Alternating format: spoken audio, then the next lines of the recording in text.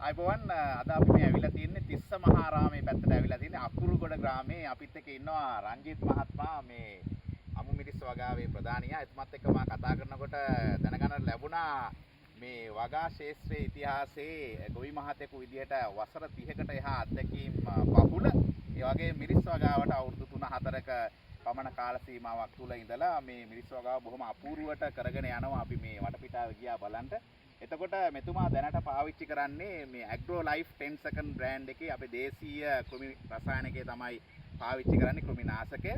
ඉතින් මේ agro life 10 second එක පමණමයි මෙතුමා මේකට පාවිච්චි කරමින් මේ අමු මිරිස් වගාව බොහොම හොඳින් කරගෙන යන්නේ. ඉතින් මා කියනවට වැඩිය හොඳයි අපි මේ වෙලාවේ අකුරුගොඩට ආපු වෙලාවේ.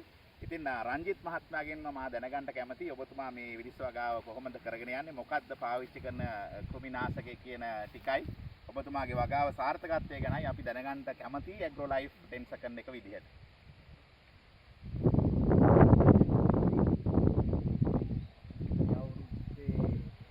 ඉස්සෙල්ලා අවුරුද්දේ මම මිරිස් කරා. ඒ අවස්ථාවේ මම කරේ මෙහෙම සාමාන්‍ය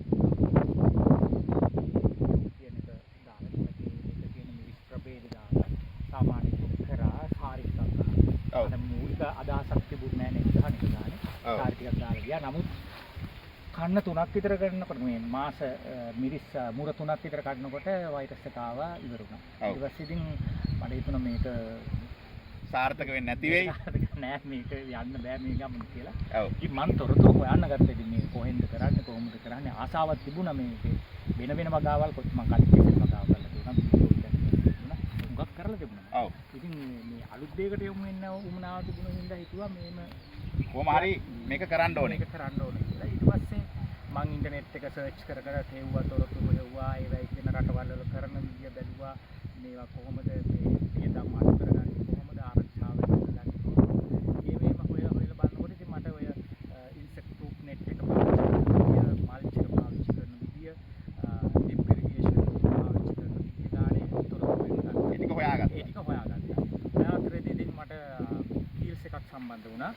ඒගොල්ලොත් මට මේ උදව් කරා මේ කටයුත්ත කරනකොට මේක මෙහෙම කරන්න අපි වාට ඩ්‍රාෆ්ට් එකක් දෙන්නම් එහෙම කියලා HNB එකෙන් මට පොඩි ලෝන් එකක් දුන්නා. ඒක මූල්‍යමය සහායක් ලබා දුන්නා. සහායක් දුන්නා. ඉතින් එතනින් පටන් ගත්තා. පටන් ගත්තට පස්සේ ඉතින් මං ගිය අවුරුද්දේ එහෙම කරනකොට ආව ලොකුම ගැටලුව තමයි කොන්දොලි නවත්ත ගන්න බෑ. බැරි වුණා. නැට් එක ගැහුවත් කොම්මඩ කෘමිනාශකයේ ගැහුවත්